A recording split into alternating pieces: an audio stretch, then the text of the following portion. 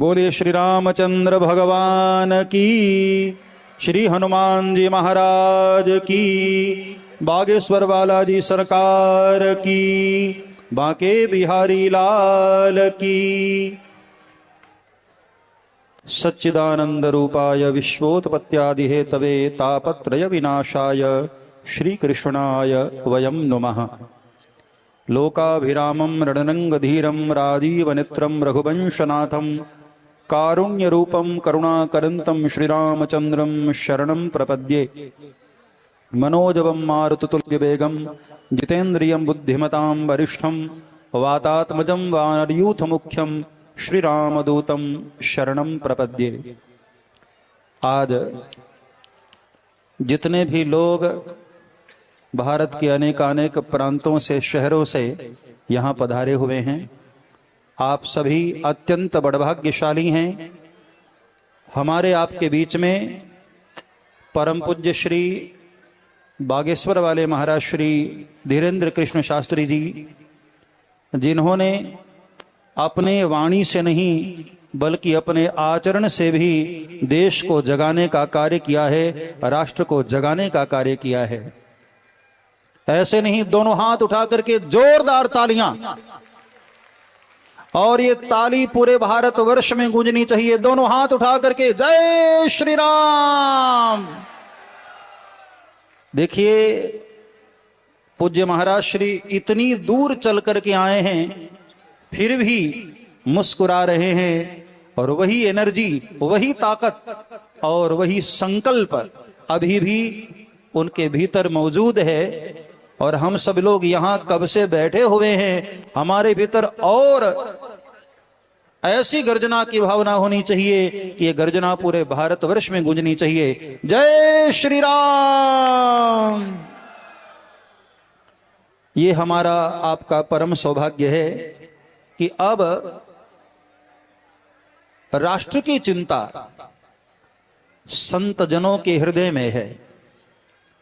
देखिए, जब आम जनमानस चिंता करता है तो उस चिंता का उतना महत्व नहीं होता है, लेकिन जब राष्ट्र और धर्म की चिंता संत लोग करने लग जाएं तो ये निश्चित है कि संकेत है आने वाले भविष्य में हमारे राष्ट्र का उत्कर्ष होने वाला है, हमारी राष्ट्र की उन्नति होने वाली है। क्योंकि राष्ट्र की चिंता अब संत जनों ने की है। जब जब भी संतों ने चिंता व्यक्त की है तो संतों की चिंता समाज के लिए चिंतामणि की तरह मूल्यवान हुई। एक समय था, गाधि तनय मन चिंता व्यापी। विश्वामित्र जी महाराज के मन में चिंता हुई, और तब भगवान राम को लेकर के आए, जिन्होंने आसुरी शक्ति का विनाश करके धर्म की रक्षा के लिए भगवान ने कदम बढ़ाया। ये विश्वामित्र महाराज की चिंता का ही परिणाम था भगवान राम का सारी दुनिया में सुयश और भगवान का राज्य प्राप्त होना। एक संत की चिंता से शुरुआत हुई।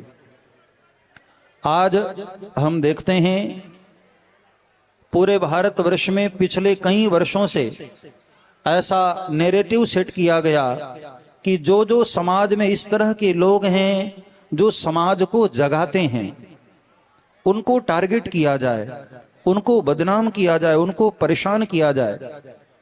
रामचरितमानस यदि आप लोग पढ़ते होंगे तो आपको एक एक प्रसंग की ओर मैं आपका ध्यान लेकर जाना चाहूंगा। रावण ने वरदान प्राप्त किया, हम काहू के मरहि न मारे, बानर मनुज जाति दुई बारे। बंदर मनुष्य छोड़ करके मैं किसी के भी हाथ से न मारा जाऊं। ब्रह्मा जी ने तथास्तु किया, और वरदान पाने के बाद रावण ने अपनी संख्या बढ़ाई। ध्यान देना, रावण ने क्या किया? अपनी संख्या बढ़ाई। जब भी कोई आतताई, जब भी कोई षड्यंत्रकारी राष्ट्र के ऊपर कुदृष्टि डालते हैं तो वो सबसे पहले अपने संख्या बल को मजबूत करते हैं।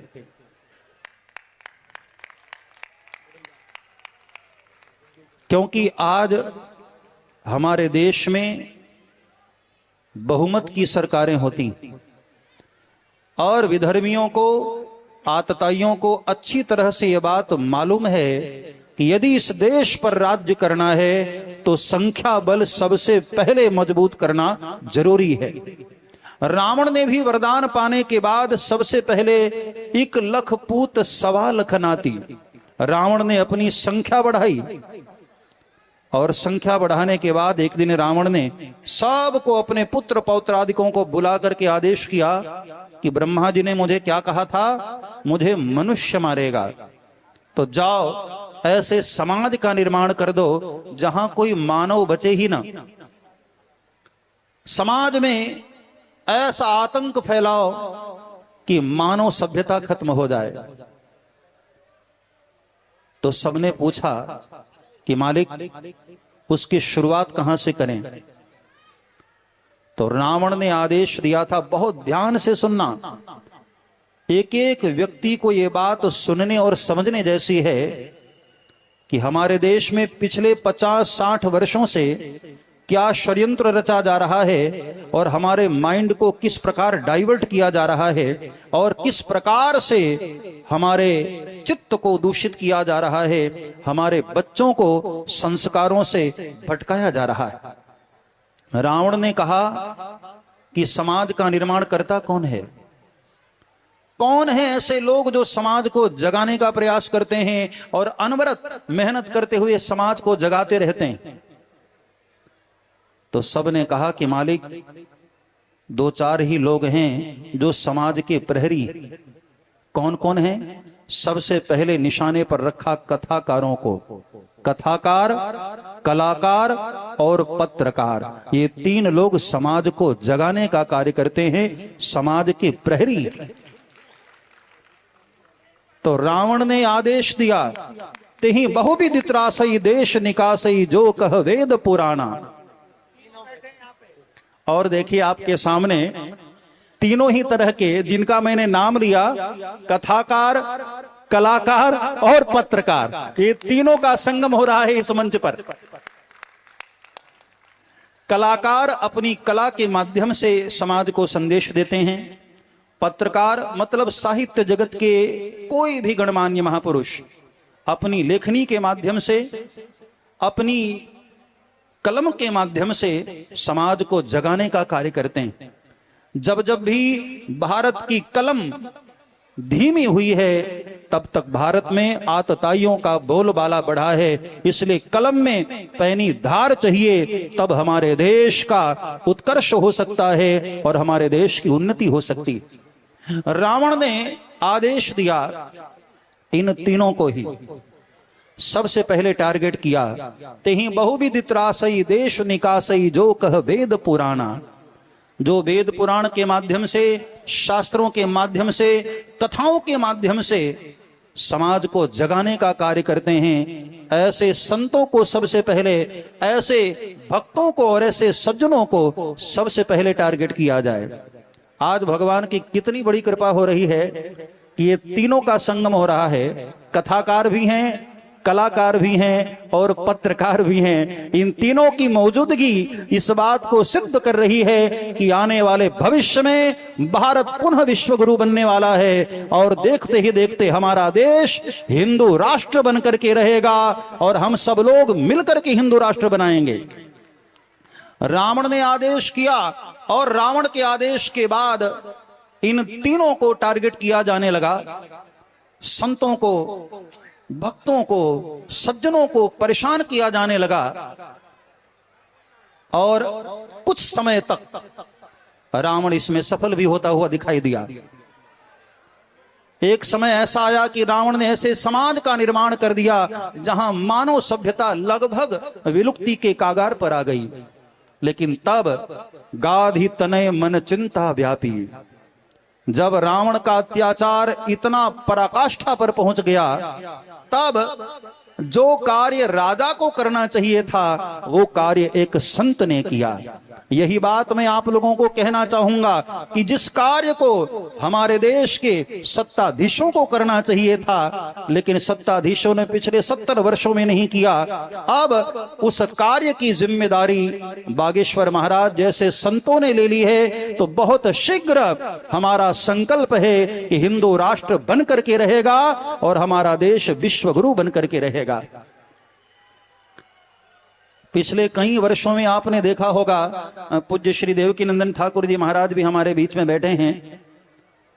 श्री बागेश्वर वाले महाराज जी जो लगातार तप करके, तपस्या करके, त्याग करके, अपनी वाणी से, अपने प्यार से, अपने दुलार से सबको प्यार देते हुए, सबको प्रेम करते हुए आपको जगाने का प्रयास कर रहे हैं। आप लोगों को इतना तो पता चल ही गया होगा, आप सभी लोग जो भगवान राम को जानते हैं, भगवान राम को प्रेम करते हैं, आप सबको पता था राम राज्य आया उसके पहले 14 वर्ष भगवान राम दीनहीनों के पास चल करके, वनवासियों के पास चल करके, गरीबों के पास जा जा करके भगवान ने सबको जगाया। उसके बाद अयोध्या में विराजित होकर के दुनिया में राम राज्य लेकर के भगवान आए। राम राज्य की शुरुआत हमारे बागेश्वर वाले महाराज जी का बड़ा प्यारा संकल्प है कि जात पात की करो विदाई, छुआछूत की करो विदाई, क्योंकि हम सब हिंदू भाई भाई। ऐसे नहीं, दोनों हाथ उठाकर बोलो, हम सब हिंदू, हम सब हिंदू, हम सब हिंदू। भगवान राम ने राम राज्य की जब शुरुआत की और वन की यात्रा पर निकले तो पता है सबसे पहले भगवान ने गले किसको लगाया? निषाद राज को गले लगाया, केवट को गले लगाया, और भगवान ने केवट को गले लगा करके राम राज्य की ओर पहला कदम बढ़ा दिया था। ये भगवान के राम राज्य की शुरुआत एक दीनहीन को गले लगाने से हुई। तो वही बात मैं आप लोगों को कहना चाहता हूं कि यदि हमारे देश को जगत गुरु बनाना है, विश्व गुरु बनाना है, हिंदू राष्ट्र बनाना है, और जो कि जरूरी है, एक ईसाई के ऊपर यदि कोई खतरा आए तो ईसाइयों के दुनिया में कई देश हैं, किसी मुसलमान के ऊपर यदि कोई खतरा आ जाए तो मुसलमानों के भी दुनिया में कई देश हैं, लेकिन हिंदू के ऊपर कोई खतरा आ जाए, कोई मुसीबत आ जाए तो हिंदुओं के लिए धरती पर कोई भी देश नहीं है। इसलिए जरूरी अब वो समय आ गया है कि हमारा देश हिंदू राष्ट्र बने और हम सब ताकतवर होकर के इसको पुनः विश्वगुरु बनाएं। जिस कल्पना और जिस सपने को लेकर के हमारे महापुरुषों ने बलिदान दिया, आजादी की लड़ाई लड़ी, क्या हम लोग उस ओर आगे बढ़ पा रहे हैं? जब तक हम लोग सोए रहेंगे, जब तक हम लोग केवल स्वार्थ की मानसिकता रखेंगे, तब तक हमारे साथ यही होता रहेगा। वोटों की खातिर हमारा शोषण होता रहेगा और हमें जातियों में बांटा जाता रहेगा। अब समय आ गया है, संतों के साथ संकल्प लेकर के आगे बढ़ जाओ और जाति पाति को छोड़ करके एक हिंदू बनने का संकल्प ले लो और उखाड़ फेंको ऐसी मानसिकता वाले लोगों को जिन्होंने हम सबको बांटा है और हमारा शोषण किया है। ऐसे लोगों को उखाड़ फेंकने का समय आ गया है और हम सब लोग एक होकर के अब केवल और केवल संकल्प लेंगे हिंदू राष्ट्र के लिए। भारत माता की, भारत माता की, भारत माता की। जब जब चिंता संतों को हुई है तब तक समाज के लिए एक बड़ा सुनहरा अवसर आया है। राज सत्ताएं जब चिंता करना छोड़ देती हैं तब राष्ट्र की चिंता संतजन करते हैं, और ये आने वाले भविष्य का सुनहरा संकेत है कि आज राष्ट्र की चिंता बागेश्वर वाले महाराज जी जैसे संत महापुरुष कर रहे हैं।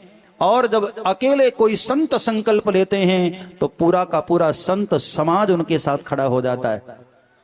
अभी मैं छत्तीसगढ़ में था तो एक पत्रकार भाई ने मुझे प्रश्न किया कि बागेश्वर वाले महाराज सनातन पद यात्रा कर रहे हैं, तो क्या आपकी भी ऐसी कोई योजना है?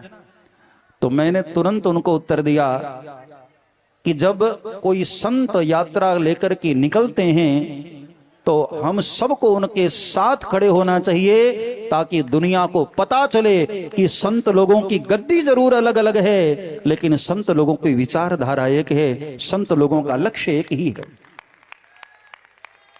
इसलिए हम सब लोग उस यात्रा में साथ हो रहे हैं, उस यात्रा में शामिल हो रहे हैं।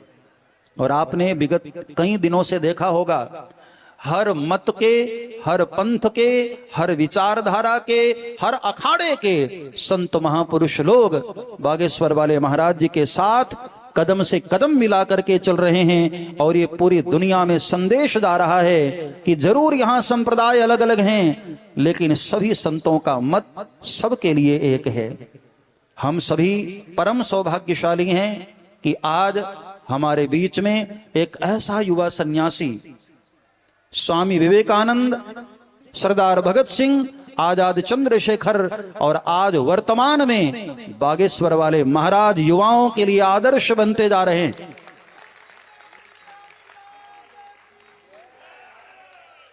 केवल कथनी नहीं, केवल समाज को उपदेश नहीं, समाज में अपने कदम से कदम मिलाकर, अपने आचरण से, अपनी वाणी से और अपनी तपस्या के द्वारा ये बताया है समाज को कि हम केवल बोलते ही नहीं हैं, अपनी तपस्या के द्वारा करके भी वो दिखाते हैं। समाज को अब तो जरूर जाग जाना चाहिए।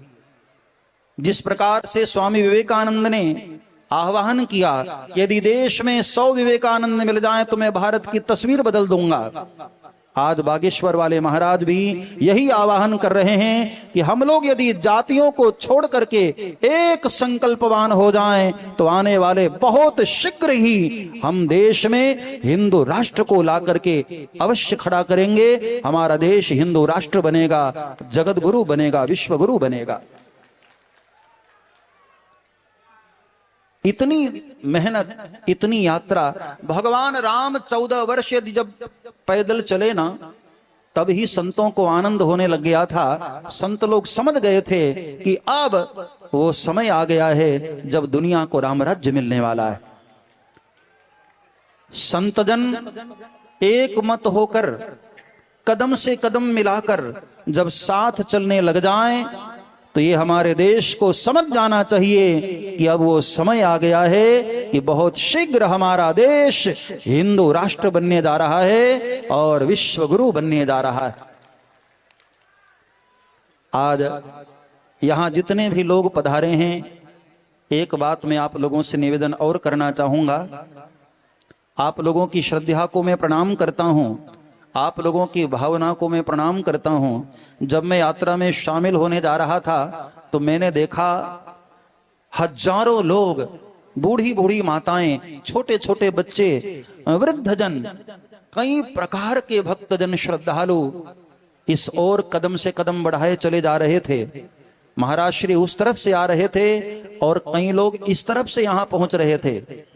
सिर्फ एक भाव है, क्योंकि एक संत राष्ट्र की भावना को लेकर आगे बढ़ रहा है। इसी भावना के कारण बूढ़ी बूढ़ी माताएं, जिनसे चला भी नहीं जा रहा था, मैंने देखा कि वो भी किसी तरह लड़खड़ाती चली आ रही हैं। जब उन माताओं के अंदर राष्ट्र की चिंता है तो हम सभी को एक आज संकल्प लेना है, सौगंध लेना है। जो विरोधी ताकतें पत्र पत्रिकाओं के माध्यम से, सोशल मीडिया के माध्यम से हमारे बच्चों की मानसिकता को दूषित कर रहे हैं, हमारे बच्चों के, युवाओं के चित्त को प्रभावित कर रहे हैं और हमारे बच्चों का माइंड वॉश किया जा रहा है, जिनके द्वारा उन सब लोगों को दिखाने का अवसर आ गया है कि हम लोग जब ये यात्रा 16 तारीख को विराम हो श्रीधाम वृंदावन में, तो हम सब लोग आज ही सौगंध लें कि अपने अपने सगे संबंधियों को, अपने रिश्तेदारों को और अपने मोहल्ले वालों को लेकर के इतनी बड़ी संख्या में श्रीधाम वृंदावन पहुंचना है कि पूरी दुनिया को हिंदुओं की ताकत दिखनी चाहिए, सनातन धर्म की ताकत दिखनी चाहिए।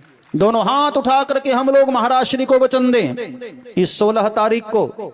ऐसे नहीं, दोनों हाथ उठाओ, जय श्री राम, जय श्री राम, जय श्री राम, हर हर महादेव। भगवान महादेव को हम लोग साक्षी मानकर ये संकल्प ले रहे हैं कि 16 तारीख को सगे संबंधियों समेत, इष्ट मित्रों समेत, अपने परिवार समेत हम लोग श्रीधाम वृंदावन पहुंचेंगे और महाराज श्री को विश्वास दिलाएंगे कि जब जब भी आप आवाहन करेंगे हम अपने राष्ट्र के लिए सारे कार्य छोड़ करके पहले राष्ट्र के लिए हम लोग खड़े होंगे। राष्ट्र होगा तभी धर्म होगा, और जब धर्म होगा तभी हमारे संस्कार बचेंगे, और संस्कार बचेंगे तभी हमारा समाज बचेगा, और समाज बचेगा ना तभी हम लोग बचेंगे। इसलिए हम लोगों को संकल्प लेना है सबसे पहले राष्ट्र के लिए। हम सब लोग राष्ट्र के लिए एक हों। इस राष्ट्र में कोई अलग नहीं है। जब यज्ञ होता है, आहुतियां पड़ती हैं, तो उसमें काले तिल भी होते हैं और सफेद चावल भी होते हैं, शक्कर भी होती है और कई प्रकार की जड़ी बूटियां भी होती हैं। सारी सामग्री मिल करके तब आहुति दी जाती है और उस आहुति से यज्ञ नारायण भगवान प्रसन्न होते हैं। आज वो समय आ गया है कि हम सभी अलग अलग प्रांतों के लोग, अलग अलग शहरों के लोग, अलग अलग जाति वर्णों के लोग अपनी सारी वैमनस्यता को छोड़ करके एक हो करके इस भारत राष्ट्र के लिए हम अपने आप के तप को, अपने आप के प्रेम को आहुति के रूप में यदि हम प्रदान करते हैं तो निश्चित ही है हमारा देश पुनः विश्वगुरु बनेगा और हमारा देश हिंदू राष्ट्र बनेगा। यहाँ आज मंच पर अनेकानेक महापुरुष, अनेकानेक अलग अलग क्षेत्रों की महान विभूतियां पधारी हुई हैं। हम सभी को थोड़ा थोड़ा श्रवण करने की लालसा होगी, इसलिए बहुत ज्यादा न कहते हुए दो चार बातें जो मैंने आपसे कही हैं इसको अपने हृदय में उतारिएगा कि समाज को जब भी तोड़ना होता है तो ये आतताई लोग, षड्यंत्रकारी लोग सबसे पहले उन पर प्रहार करते हैं जो समाज को जगाते हैं। संत जनों को क्या पड़ी है, जिन्होंने घरबार छोड़ दिया, जिन्होंने जीवन के सारे सुखों को त्याग कर दिया, उन्हें इस प्रकार मेहनत करने की क्या आवश्यकता। जब अजगर को भगवान पड़े पड़े रोटी दे देते हैं, उसको भोजन दे देते हैं, पक्षी जोब नहीं करती फिर भी उसका पेट भर जाता है, तो जो दिन रात भगवान की माला फिराए क्या उस संत का पेट नहीं भर सकता। अपने आश्रम में भी वो रहे तब भी उसका पेट भर जाएगा। अजगर करे न चाखरी, पंछी करे न काम, दास मलूका कह गए सबके दाता राम। लेकिन संतजन फिर भी आश्रम को छोड़कर, मठों को छोड़कर, अपनी तपस्या, अपनी स्वाध्याय, अपनी दिनचर्या को छोड़कर समाज के लिए पैदल यात्रा करते हैं। एक बार हरिद्वार में मैंने एक संत महापुरुष को पूछा था कि भगवान क्या जरूरत है आपको बार बार उस समाज में जाने की जो समाज संतों की भावनाओं का कद्र नहीं करता। पिछले कई वर्षों से संत जन लगातार समाज को जगाने की चेष्टा कर रहे हैं और समाज है कि जागने का नाम नहीं ले रहा है, बार बार सोए जा रहे हैं। और बल्कि जो बार बार प्रयास करता है उन्हीं संतों पर उंगलियां भी उठाई जाती हैं, उनका कटाक्ष भी किया जाता है। क्या जरूरत है। तो पता है उस बूढ़े महात्मा ने आंख में आंसू भर करके बड़ी अच्छी बात कही। कहा कि बेटा, कुत्ता हमारे घर से रोटी चोरी करके लेकर आता है और चोरी करके खाने के बाद भी रात्रि में भौंक करके हम लोगों को जगाता है। जब कुत्ता चोरी की रोटी खा करके भी अपना धर्म निभाता है तो साधु जनों को तो समाज घी वाली रोटी देते हैं, तो क्या साधु जनों का कर्तव्य नहीं है कि समाज को जा करके जगाएं। साधु जन परमार्थ के कारणे साधु धरा शरीर।